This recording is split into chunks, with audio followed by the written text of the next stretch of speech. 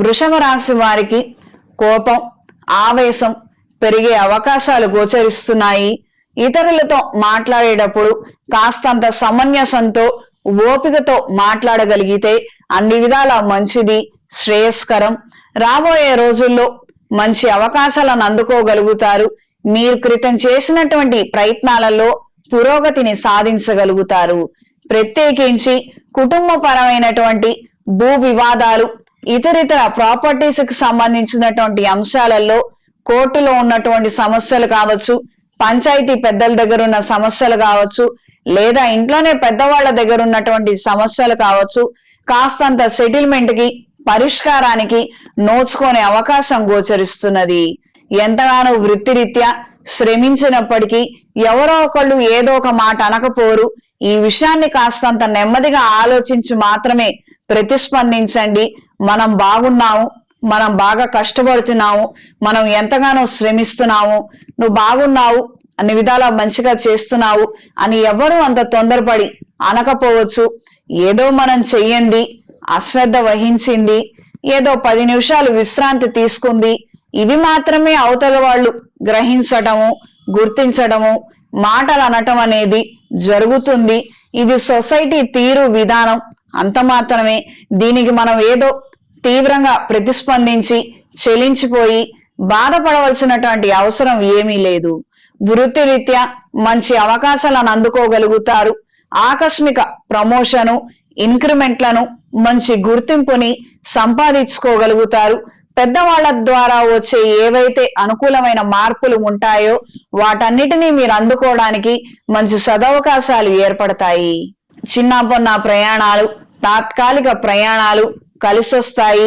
ఆధ్యాత్మిక చింతన, ఆధ్యాత్మిక కార్యక్రమాల పట్ల ఆకర్షితులవుతారు.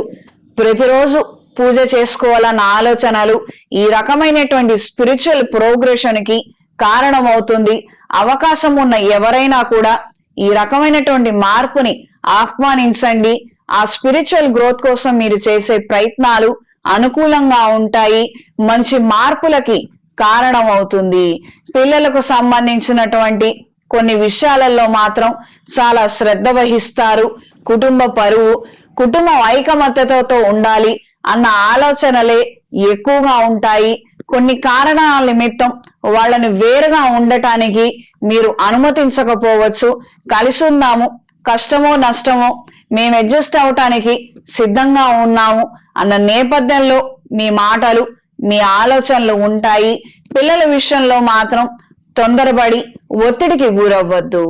రాబోయే మహాశివరాత్రి పర్వదినం నాడు అవకాశం ఉన్నవారు అమృత పాష్పత హోమాన్ని జరిపించండి.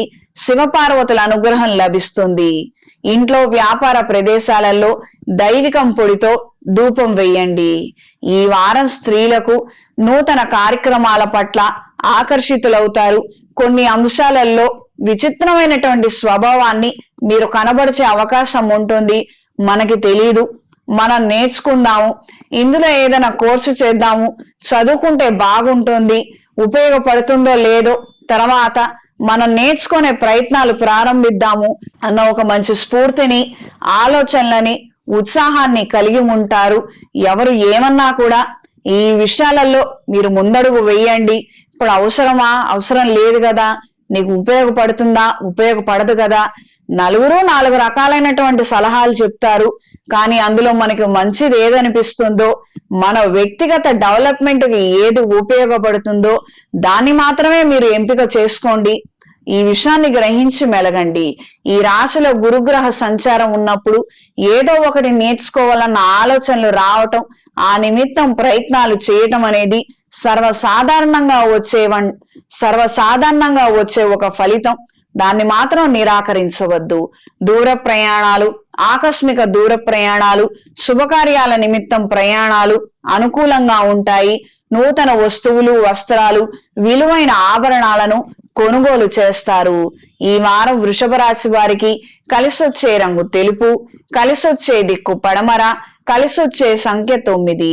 ప్రతిరోజు ఆదిత్య హృదయాన్ని పఠించండి. ఎరుపు ఒత్తులతో, అష్టమూలికా తైలంతో రవిగ్రహం దగ్గర దీపారాధన జరిపించండి.